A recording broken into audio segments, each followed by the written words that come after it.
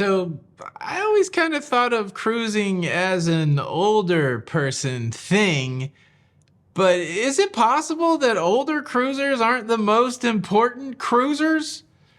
There's an interesting article I want to share with you guys. We've got a cruise disrupted because of a storm, and well, we've got the Villa V leader speaking out after folks have said that they're paying their own way. Interesting update, plus a lot more. Cruise news and my views. Let's talk about it.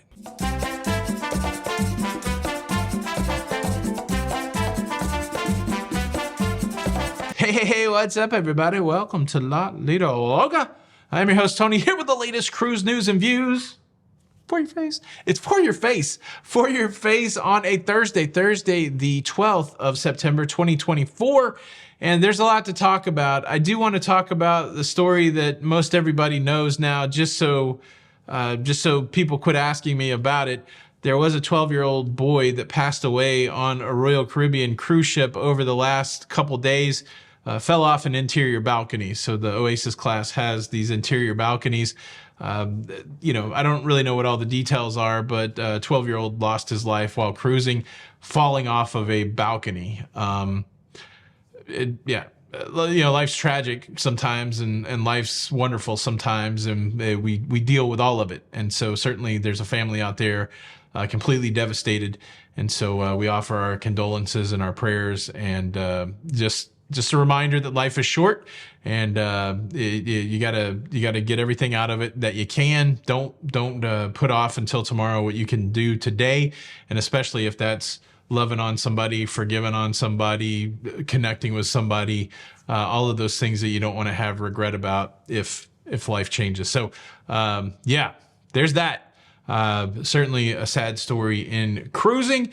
But also other stories in cruising that are interesting and good. So there's that one. The cruise news story number 2, there is an update to a Carnival sailing delayed because of a hurricane. Hurricane Francine made land last night in New Orleans, the city of New Orleans. Shout out Ludacris. Hurricane Francine made land in New Orleans, and the Carnival Valor was supposed to finish their cruise up there today. They no longer can do that. They're assessing the port there in New Orleans to understand whether or not it's seaworthy, that ships can come, port-worthy, whatever terminology you want to use.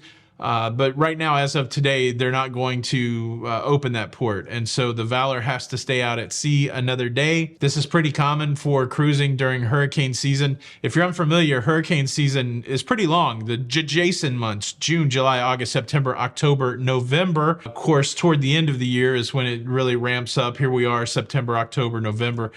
So I think we'll see more and more of these hurricane stories. And if you're cruising during hurricane season, one of the things you have to account for is that sometimes your cruise is going to be lengthened.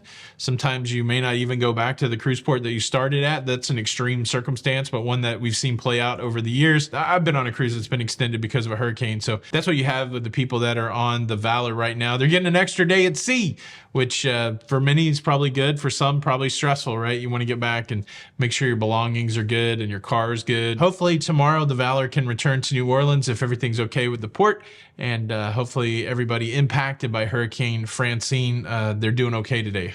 That's the hope. Cruise news story number 3, we have another cruise terminal going with shore power. Cruise port. This time it's happening in San Diego. They plan to install the shore power outlet at the B Street Cruise Terminal. There is a constant conversation going on in cruising as cruising tries to improve its environmental profile. There's a lot of protests about cruising around the world. Some of it is over tourism. You're bringing too many people to our place. And then certainly the conversation that's been happening with cruising ever since I've been following it is, what's the environmental profile look like? Are cruise ships doing well by the environment? Are they polluting this, that, or the other? And so you've seen these continual strides being made. going to lower emission fuel, that kind of thing. And then also this idea that cruise ships can plug into the power grid when they get to a port city. You know, if you've been around where cruise ships dock, most of the time they're running that diesel engine.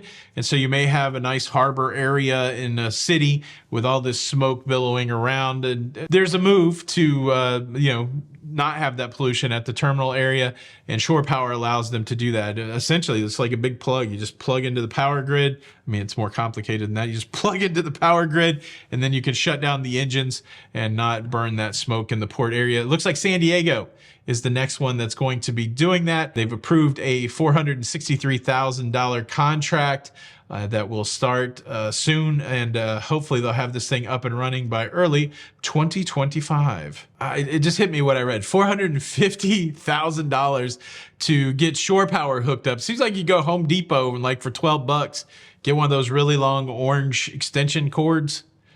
No, I'm not an expert, but one thing I do know about is programming note, live shows tonight.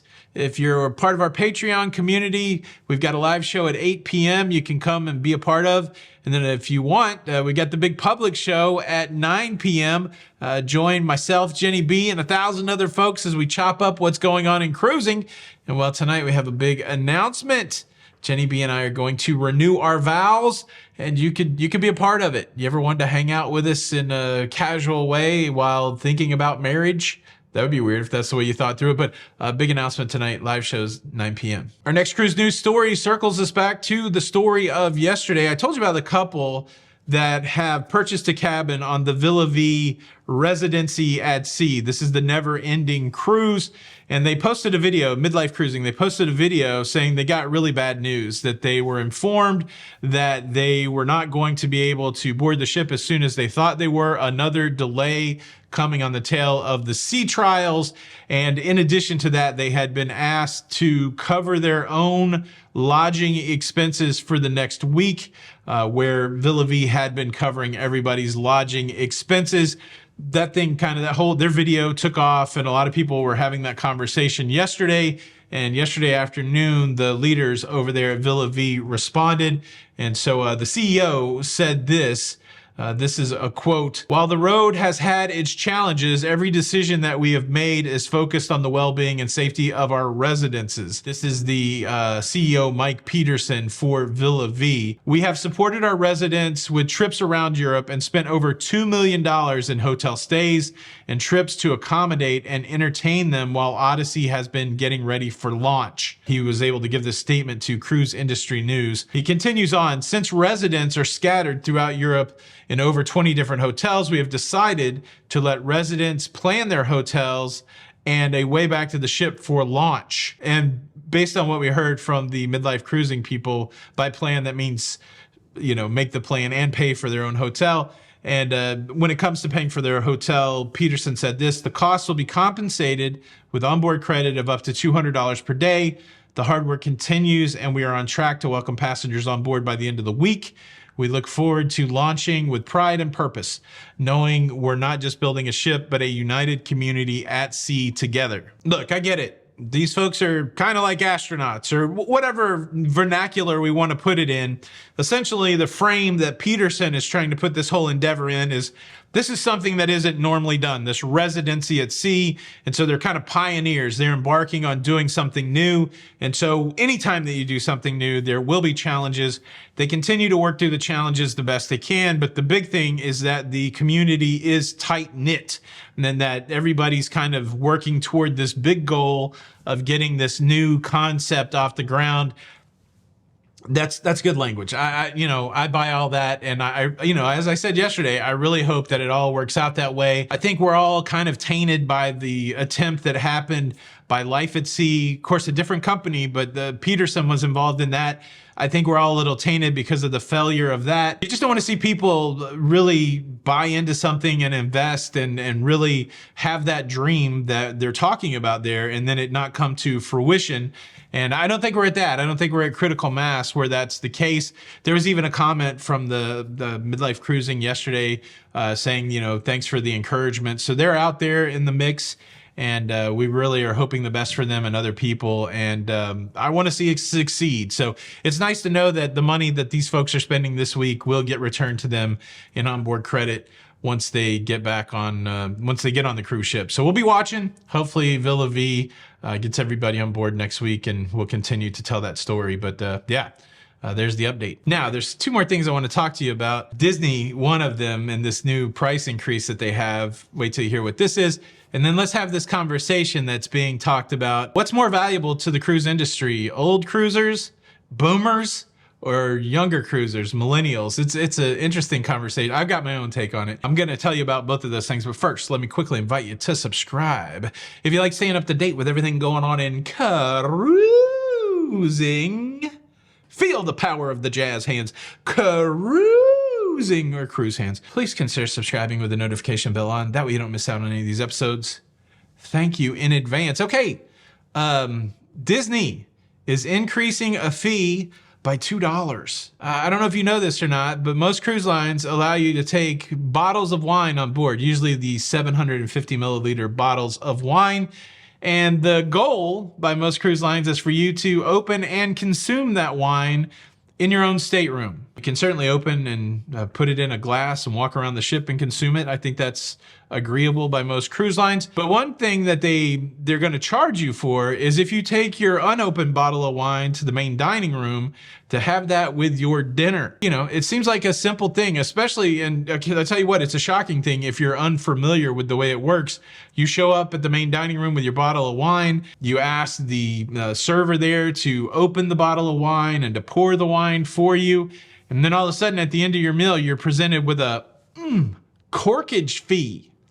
Corkage. They should call it like an uncorkage fee, right? Corkage seems like they would be recorking the bottle.